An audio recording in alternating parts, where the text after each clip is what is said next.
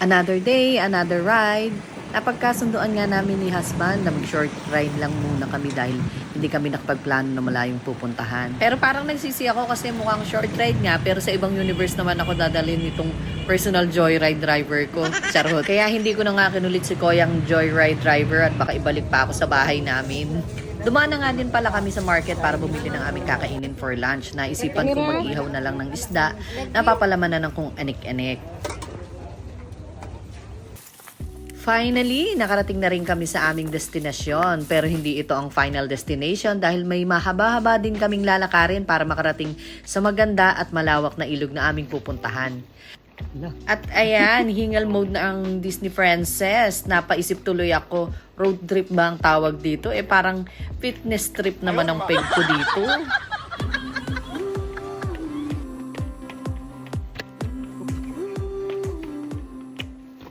At dahil nga nakakapagod tong lakarin na to, naisip-isip ko, next time magdala na kaya kami ng kabayo.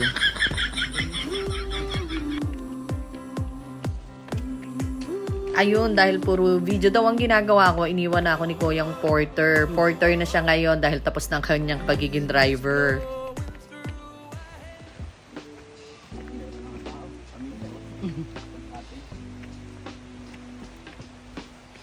Akin na yun.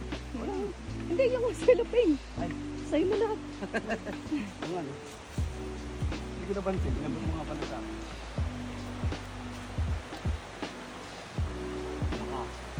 Papaagad ang ano. Ah? Ano ang libre ang kadi? Oh.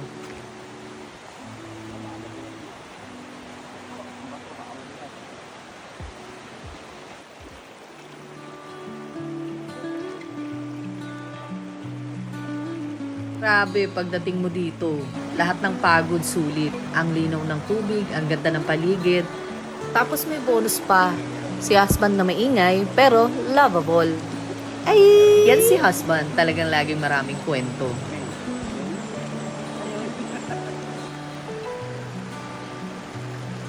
And lunchtime, ang personal boy scout ko on duty na. Inihaw na isda for lunch. Simple lang, pero may kasamang pagmamahal. Ang cheesy nga ni! At dahil short ride lang, may karapatan akong dalhin ng aking mga gamit sa pagluluto. Alam niyo, sa totoo lang, as much as possible, gusto ko talaga dinadala tong mga cooking paraphernalias ko. Kasi ang sarap kaya magluto sa bundok, sa tabing ilog, sa tabing dagat. And ay, aminin nyo, kahit saan tayo makarating, talagang hinahanap-hanap natin ng lutong bahay. Kaya ako, kahit saan pumunta, gusto ko, lagi akong cooking ina. Para sigurado tayong lasang tagumpay, kahit walang budget.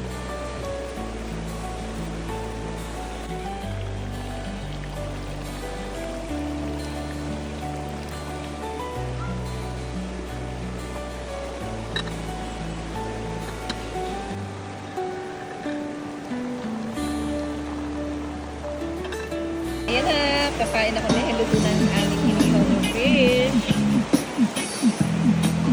Ayan, lalagyan ng toyo. Galing sa ulo. Galing sa ulo. Ano ko siya yung At after lunch, syempre, kape-kape muna. Kahit nasa bundok, dapat aesthetic pa rin. Aesthetic ba? Aesthetic.